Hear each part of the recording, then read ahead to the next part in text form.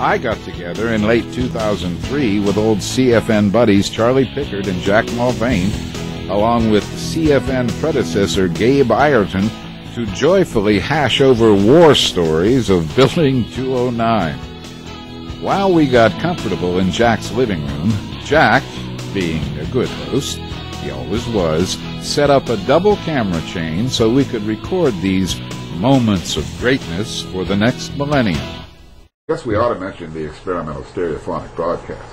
Yeah, that was pretty Now, ladies and gentlemen, people of CFN, SCN, AFN, if you would like to hear, with your own very own two ears, a stereophonic recording done in the studios of the previously named television place, with twin, what were the mics?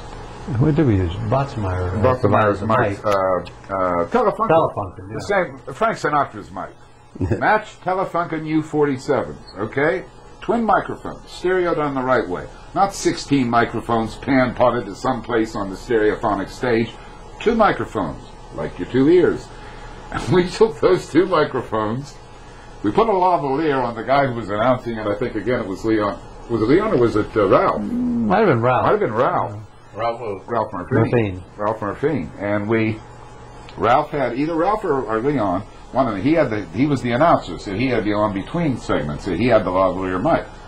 But to pick up things stereophonically, we would move, we would literally, between things, the announcer would come on, thank whoever had just played whatever they had just played, move into a limbo lighting situation where you could only see him, and while he was doing that, we would bodily pick up those mics on their stands, and as silently as possible, race to another part of the studio and put them down in pre-made. We had X marks on the floor, tape marks on the floor, because we had figured out the proper spread for that particular musical group or whatever it was.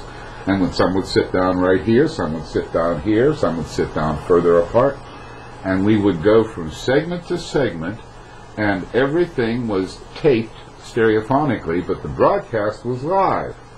And it would go out on AM radio, one channel, television FM sound, the other channel, and I would say, what, 62, 63, 11, 12, 14 years before NBC or CBS or ABC ever did anything on television in stereo.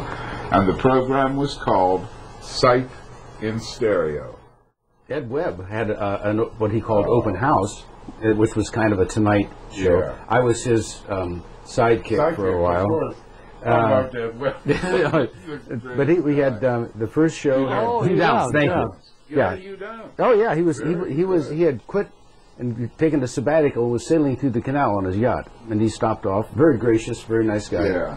And he was our first guest. We had Troy Donahue on. Did you really? Yeah, and we had the Air Force band would come on and play stuff. In fact, I have a couple of there. I've recorded a couple of theirs. And I had an R.A. Botzenmeyer story I had to tell. Botsy came to work one day, and he had an old black Mercedes. And he would come down behind 4th Mech, and he usually drove fast, but not real fast. But he parked the car and came in, walked up the stairs to his office. A couple minutes later, this young lieutenant from 4th Mech comes running in. Who owns that black Mercedes? And Mrs. Decker, Jean Decker, was the secretary and receptionist. Yeah. She says, well, that belongs to our chief engineer, Robert Botzenmeyer. Well, where is he? Well, his office is at the top of the stairs. This kid takes the stairs 2 at a time. Pretty soon,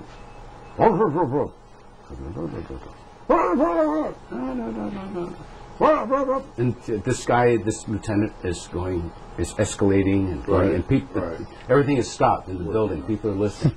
And Botzenmeyer said, well, no, I said I was sorry. Blah, blah, blah.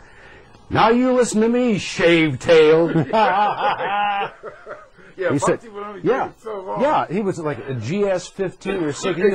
He was like a 4-star general. His time in grade, he said, forever. You know, I said I was sorry, and I am. I'll try to watch myself. That's now, it. Get out of my office. Right. And the lieutenant walked out.